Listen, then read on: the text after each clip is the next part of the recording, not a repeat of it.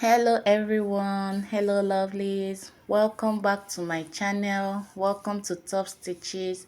If this is your first time coming across us, you're highly welcome, and if you're a returning subscriber, thank you for coming back. Please do subscribe if you're meeting us for the first time to join this big sewing family. Alright, today we are going to be learning how to cut and sew a pant or a trouser. If this is what you're looking to learn, please stick around so that we'll get started. This is it when I am done sewing and everything. All right, let's jump in. These are the measurements we are going to be needing. I already went ahead to divide my waist and my hip circumference by 4, and my lap, my knee, and the ankle measurement I divided by 2. For my crouch length, I divided my hip measurement by 4. That is my crouch length that you can see there, 10.5 inches. 2 inches above it is going to be my hip measurement. I'll just go ahead and put in those and label those lines so that I will not confuse. 22 inches is my knee line. That is what you can see me writing there now. So this is it, and then my full length. This pattern paper just had 40 inches as my full length, and that is what I need. So I'll work with it. When I am cutting on my fabric, I'll be adding all the other allowances. So now I will start inputting other measurements. Meanwhile, this is the material I'm going to be using, an Ankara. So what you can see me imputing there now is my hip measurement divided by 4, which is 10.5.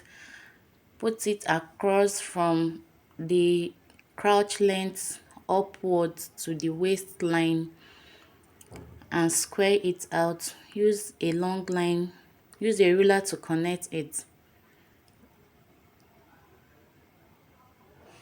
Do that.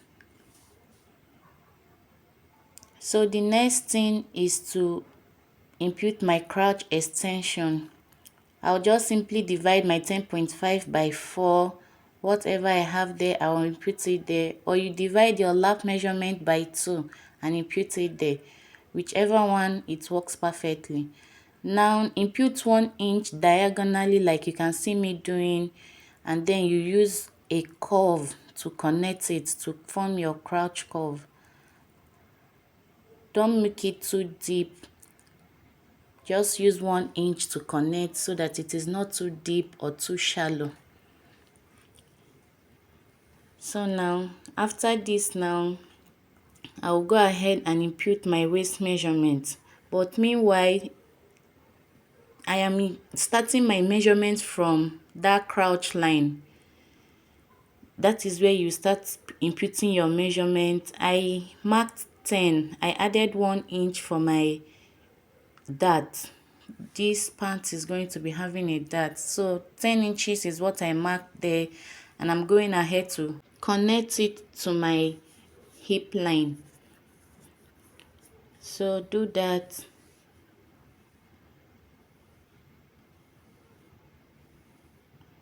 And after that, I'm going to go ahead and input all other measurements. But before that, we are going to be getting my crease line, which is the center point from my crotch extension to the other side, like the hip part. Yes, divide what you have there by 2 and mark it. Mark it all the way down. Use a straight line and connect it so that we'll have our center point to impute all other measurements.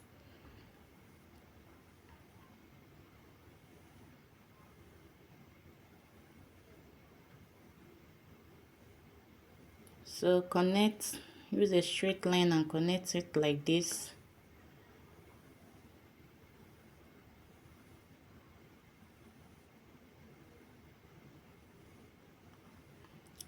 And after that, we'll come in with our new circumference divided by 2. and I'll go ahead and divide by 2 again. That is 4.5. That is what is going to be sitting on that crease line. Then I'll take in the 9 inches. So on my ankle, I'm going to be imputing 6 inches, which is 3 inches on my crease line. I'll go ahead and mark the beginning of my tape and then my 6 inches. That is what you can see me doing now. So now I will just go in and connect all those markings. For a trouser, I don't usually put allowances in the front. All my allowances come at the back. So for now, I will just connect. So on the waistline, I will be imputing my dart of 5 inches. I am having 10 inches there, so I just divided into 2, which is 5 inches. For the length of the dart, I'll be making use of 4 inches. That is what you can see me doing now. Make a straight line. Make your straight line and take out half inch on both sides, just like we would do when you are doing your dart. Connect it to the 4 inches mark, like this. So go ahead and connect it. And the next thing we are going to be doing is to come down on that crouch line that you can see me touching now by 0.5 inch, and then we'll connect it back to our hip on the other side. This is to avoid it folding at that belly part. So I'll go ahead and cut now. Remember, no allowances on the front part of your trousers. All our allowances will be coming in at the back. So I'll go ahead and cut now. I'll leave out that 0.5 inches step down that I made on the waistline. After everything, I'll cut out that part. So I'll go ahead and bring in a fresh pattern paper for the back.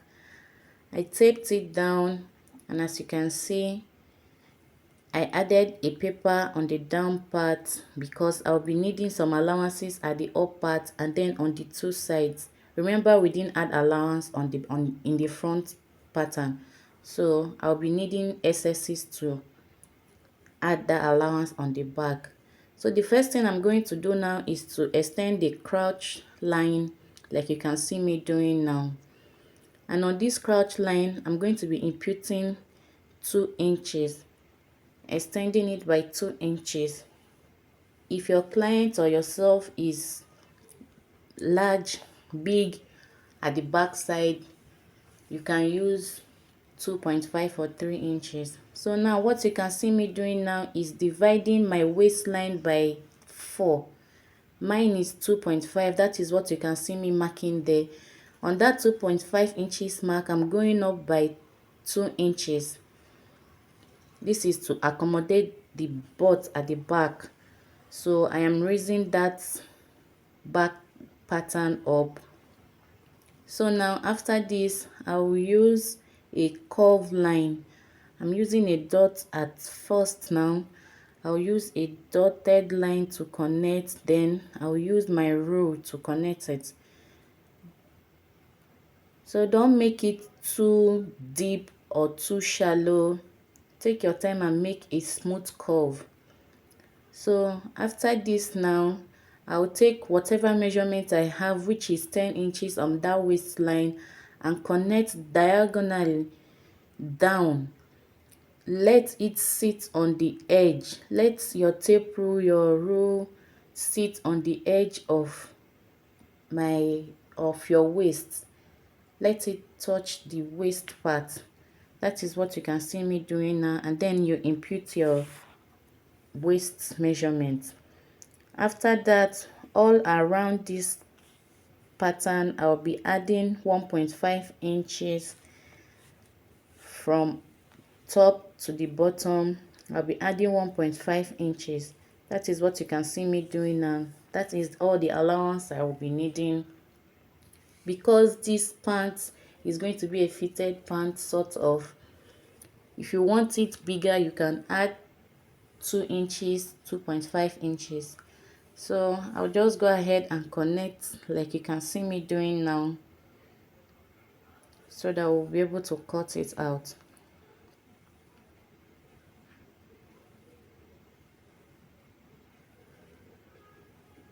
So do it.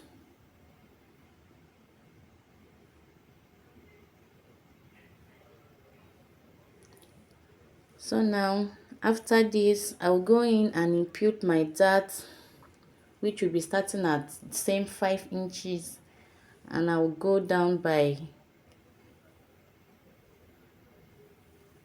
the dart leg is going to be 4 inches.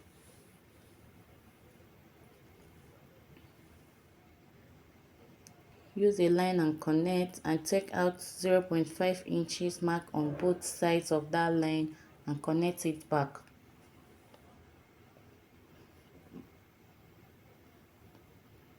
Zero 0.5 inch on both sides. Alright, now we have our dart for the back.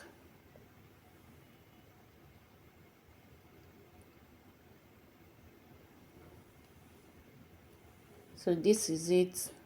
I'll go ahead and cut out and then trace out on my fabric. Alright, this is it. After I'm done doing that, we didn't take in our band. We did not take in allowance for the band. So now I'm going to do it. Please pay close attention to what I'm going to be doing now.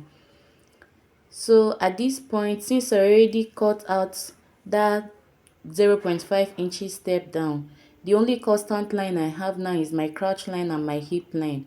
That is what I use to come down by 1.5 inches. That is that straight line that you can see there now. Then I also came down by half of an inch for that, to eliminate that bulge that I talked about. So now I just folded it in. So now I folded it in to also correct the back. You see the 2 inches crotch line, that is where I placed the front on the back pattern. So now I will go in and take in my waist measurement divided by 4, which is 2.5. It's just like we are repeating all what we have done before, but exception of the 1.5 inches mark band that we will be cutting. So now go up by 2 inches on that line, and from there also I'll take in my 10 inches for my waist measurement. That is what you can see me doing now on that line. I'll mark it. So make a straight line there so that you will know where you'll be cutting from. Please, you can do all this before you start taking in your measurements. All you need to do is remove the 1.5 inches at the waist area before drafting your trousers. So now I'll just go in and connect it to my crotch curve.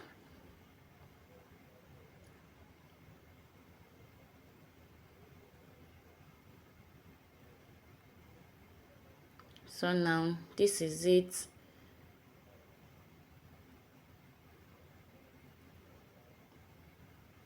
I'll go ahead and cut the front part through to the 0.5 inches step down.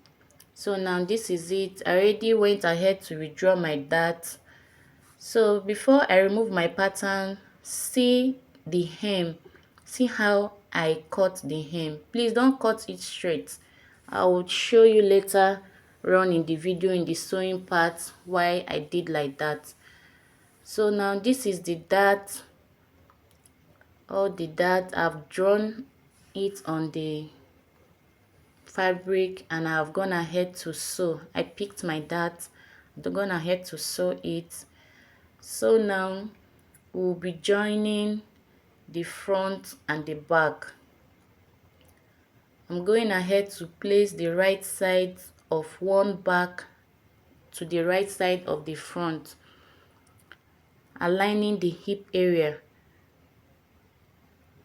So this is it. I have done that for one leg and I'm going to go ahead and stitch.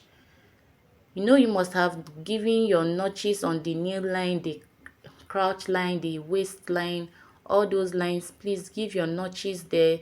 So now that we are going to sew, align those notches and sew on it. I'll go and do that and come and show us what it looks like. So now this is it. I sewed with 0.5 inches. This is it after sewing it. So now I'll go ahead and join my back crouch. I'll sew with 0.5 inches also. This is it after I am done doing that. So at this point we'll work on the hem. Remember I added, I think, about 2 inches, but I already have my marking. I already notched that part, so I'll just go ahead and connect and use my rule and connect those 2 notches, so that we'll go and fold it in. So do that and go and fold and sew.